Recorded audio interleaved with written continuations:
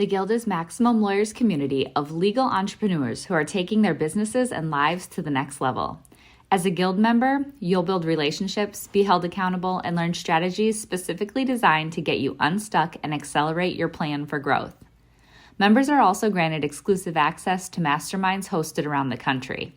Our next event is coming up, and we're heading to Scottsdale, Arizona. There's something truly magical about the power of these in-person connections where real-time breakthroughs happen. Picture this. You're surrounded by like-minded law firm owners tackling your business and mindset challenges together. The energy is electric, the insights are transformative, and the results are game-changing. Investing in yourself is the best decision you'll ever make. The knowledge, strategies, and breakthroughs you'll gain are priceless assets that will supercharge your practice and propel you forward. Join the Guild and secure your ticket to Scottsdale at the best possible price by visiting maxlawevents.com. In today's episode, we're sharing a presentation from MaxLawCon 2022. Keep listening to hear John Ting as we share his talk, Breaking a Limiting Mindset. You can also head to the Maximum Lawyer YouTube channel to watch the full video. Now, to the episode. Run your law firm the right way. This is the Maximum Lawyer Podcast. Your hosts, Jim Hacking and Tyson Mutrux. Let's partner up and maximize your firm. Welcome to the show. So we have to unblock some mindsets. I've been practicing for about 10, 11 years now, and the Guild has really helped me. Even before then, I've joined another group called Entree Leadership, and that was with business owners across the country, all different types of industries. So I've really jam-packed a lot in this. Raise your hand if you became a law firm owner and thought you were going to get freedom from it. Yeah, I thought I was going to get that. So I'm still in pursuit of freedom. And what I mean by freedom is so that you don't have to go on vacation or a conference like this and look at your emails, pull out your laptops. I'm guilty of it already. So the first thing I want to share with you is a secret. Okay, it's my secret weapon that is the theme to this presentation. And that is 2 words: customer service. Okay. Bill talked about, the managing client expectations. So that's kind of part of that. And there's 3 things within customer service. Okay. That's really helped me. It's not just for your clients. It's also for potential clients. So we're going to start with marketing. Okay. The 3 topics: marketing, fees, and delegation. I'll try to not make this that boring. But you have to be intentional. At least Bowie mentioned this morning, is that you have to be intentional with your parenting, just like you're intentional with your law practice. So I think a lot of y'all probably pay for SEO. You're drowning your money in there, okay? Because, I'm not saying SEO is bad. I think it's good. But you need to do something else, okay, in addition to that. You need to retain their attention, okay? So a lot of us here in the Guild, at least, have a YouTube channel, have some kind of social media channel, okay? And that's to build the trust, sharing, getting credibility, just as if you were in court, right? When anyone started a law practice, did anyone tell you don't pay for yellow pages? I got that a lot. That was a tip 10 years ago, okay? And I learned from that. I didn't do yellow pages, but I paid for Al Dia. It's the Spanish subsidiary of Dallas Morning News. I drowned in money from that. Got a lot of calls. It was great. But for some reason, people kept price shopping. I was like, I thought it was just normal because I practiced mostly immigration. I thought, that's normal. That's just what immigrants, foreign nationals do. But after I created the YouTube channel about a couple years ago, and now TikTok about a couple months ago, you're building credibility. Now, I just hired an associate 3 months ago, and she's like, man, people really want to talk to you. I'm like, yeah, that's because all these channels, like TV, really. So you're attracting them. A lot of us are already doing that. But there's a step 2, okay? Other than building the trust. But step 2 is retaining their attention, not just on the channels, giving them a document. You ever go to an event and, an event and they give you a brochure, some information. Hey, just take it home. This is what we do in our law practice. So kind of give you an idea of our when someone calls in for the first time in our law firm, We find out, my VAs find out what kind of case type it is. Maybe it's like they want the company wants to sponsor an employee, or it's the employee calling. Whatever it is, we have a guide. Some people call it like an ebook, okay? It's really like 10 pages of a PDF, okay? Has anyone had a week or a month, you're like, man, I'm getting a lot of questions, of similar questions? I'm sure you had that moment. Maybe, Dustin, you had a week where it was like spring break or something, and people are just drinking and driving all week, all times a day. And you get the similar questions. Oh, can I get my driver license? And can I drive after getting a DWI charge or something like that? And you're like, yeah, you might have it on your website, but are they going to visit your website again? So this is what we've been doing. We created a lot of different PDFs, a free guide for each case type, okay? And we email it to them. We use DocSend. You can upload the document to DocSend, DocSend.com. It's a subsidiary of Dropbox, and it's kind of freaky. You can track when they see it, when they open it, because they have to enter their email in it to look at it. And so this guide contains FAQs, common questions, all right? So we send that to them, and then we haven't even really gone deep into it. But what you can do next, what we plan to do is, okay, when we follow up in the sales process, we'll check, okay, it's been a week, okay, have they looked at it? Because then we can tailor our conversation with them. Oh, you haven't looked at it, we emailed it to you, or you have looked at it, have any questions about it, okay? And on one of the last pages on the ebook or the guide is our core values, mission statement, vision statement, how to refer cases to us, how to refer people to us. I know it may sound strange, like to include that kind of question, but we actually receive emails or calls from people. I loved your work. Can we refer a case to you? Of course. Sounds like a silly question, but if you have all this information in the guide, they can always revisit. Maybe they search an email, John Ting, or your law firm name, and maybe they'll come across it again. Okay, so I mentioned this because one of our VAs that handle the calls, okay, the intake team, which you call the cares team, everything I'm sharing with you, please steal it from my website, okay, and this presentation. You can go to the website, greencardguys.com. And so I've had clients or potential clients hire us 6 months to a year later because of these guides. We're constantly improving it. I just got a message from a team member yesterday. She was like, John, can we just pause on updating these guides? Because the great thing about DocSend is that when you share the link with them, which, by the way, we create a template email so they don't have to retype, oh, here's the free guide by Ting Law Group about this case type. So we create the template emails, don't have to change the link. On DocSend, you can just re-upload the new document and retain the same link. Okay, so you might be wondering, what the hell is a bassinet doing on this presentation? I have 2 kids. The first kid, we're being cheap. We didn't have this bassinet on the left, okay? And we got one of the cheaper ones. As you can see from Google, you can see like it comes from Walmart, Kohl's, because we didn't understand. When we first had the first baby, he's 3.5 now, we're like, this product on the left just came out.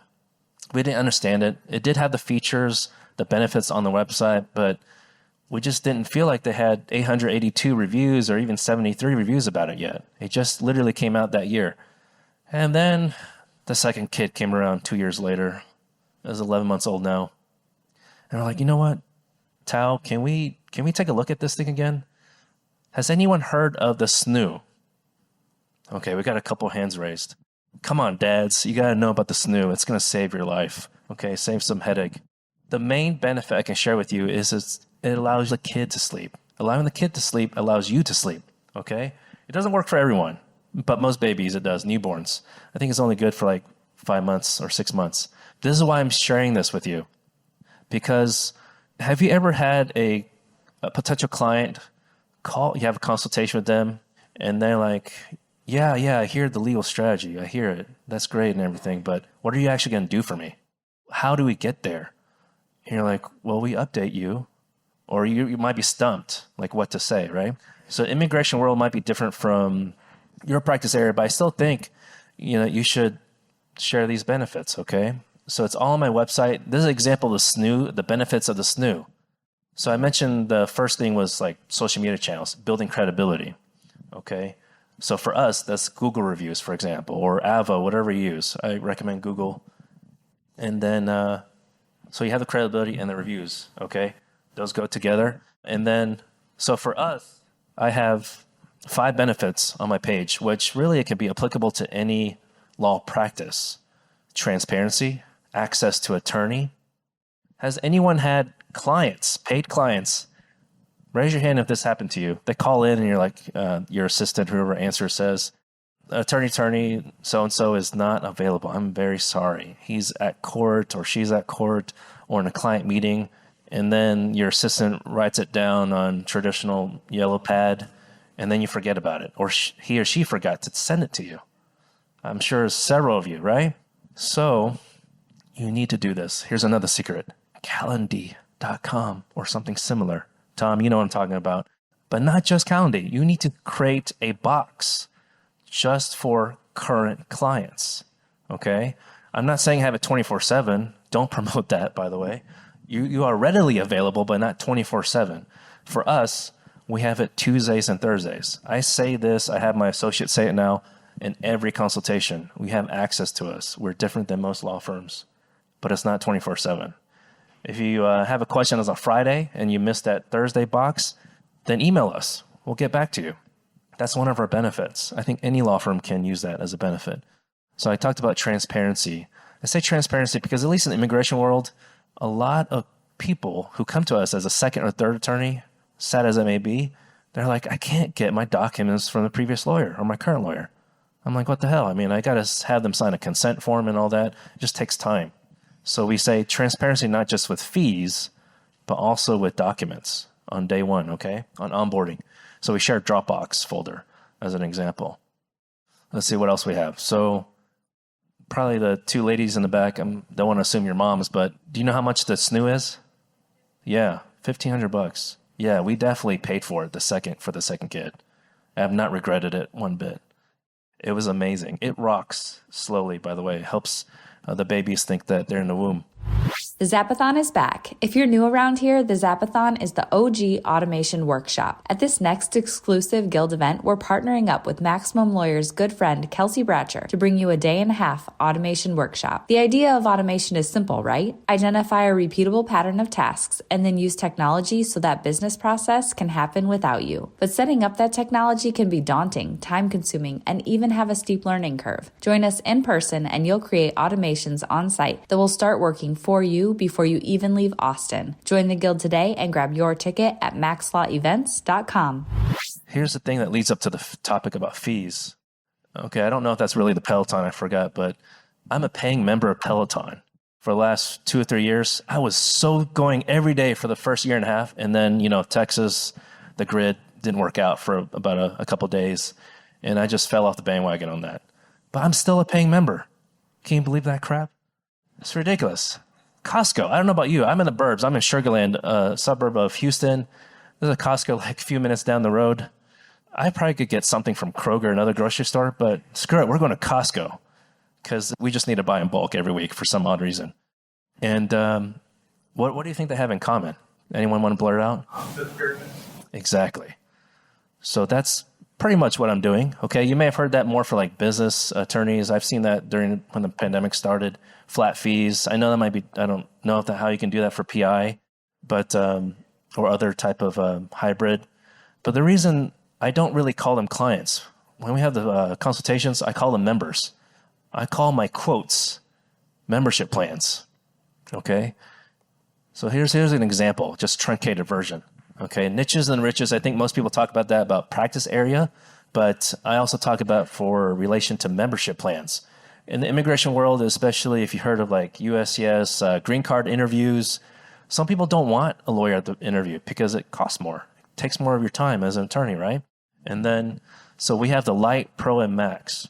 And so the Light plan is more for like the DIY. They don't care about like after you file the case. I have some clients that are just great. They don't want to talk to me at all after we file it until the interview time comes. And then Pro, okay, you have like, we have preparation videos, and then sometimes people watch the videos and they don't even schedule a call with me, but we have it available. And the Max, for example, is the interview representation. So you price it to where the Pro and Max are really close together, okay? So if they pick a Pro or if they pick the Max, you're okay. It's still within your budget, okay, in terms of expected revenue. Something like something we call like family preference case, where the wait time to help a family member get a green card, maybe 10 years, we encourage them to pick the light plan. And all we have to do is file the first application. I don't want to be stuck with the case for 10 years. So something that I think Bill talked about earlier is the duration of the case life cycle. That's what we think about as well in each of these plans when we recommend something. Because some people, potential clients, still ask us, which one do you recommend? So we have another sales opportunity there. Okay. But I do also recommend, in terms of niches and the riches, for us in immigration in our law firm, we really try to focus on like top five ideal case types. And we even created like an avatar of a client. I think I heard this on one of the weekend calls with Tyson and Jim. So by the way, if you're not in the guild, you might want to consider it, because there's little nuggets here and there that provide a lot of value. Okay. In terms of delegation, how many of y'all have VAs? How many of y'all are doing everything, answering phones, everything like that? Okay, more power to you. I'm impressed. You may have heard of a lot of people talk about the 80% rule. I finally hired my first associate 3 months ago, thanks to the guild in the hot seat. I had, I think in August last year, and I had a plan. Okay, like I need to hire an associate, at least put up the job posting in January. And members of the guild were very helpful to keep me accountable. And I knew ahead of time, it's not going to be perfect. I just got to make progress. Like Tyson says all the time, have you made progress on it? Okay, on your objective or your goal. That being said, 80% is for everything. It's not just like the legal work product. It's also emails. If you haven't listened to the Maximum Lawyer podcast that I was just had the honor of being on a couple weeks ago, I have a lot of nuggets there to talk about different tips on delegation as well.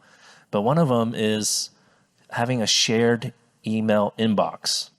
So during this conference even, or on my flight, maybe I didn't have time to like draft the email, but I always ask team members, you need to draft the email first, and if you need me to, I will look at it, and so I can edit it if necessary.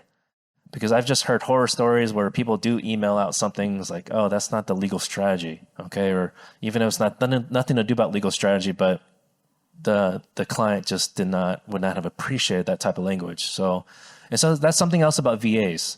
If there's something, especially if it's a VA or remote worker from outside America, there's some maybe slight cultural differences in language you might need to train them on, okay?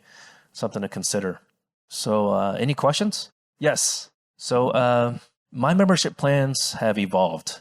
Before I had it more like what you're saying, paying every month. I think that's what you're alluding to, paying every month up until the case is over.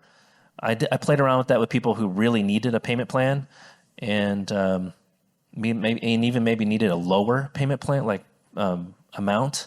But now I just, in terms of this membership plan, I have it phrased where it's listed services, because people always asked us, what do you actually do?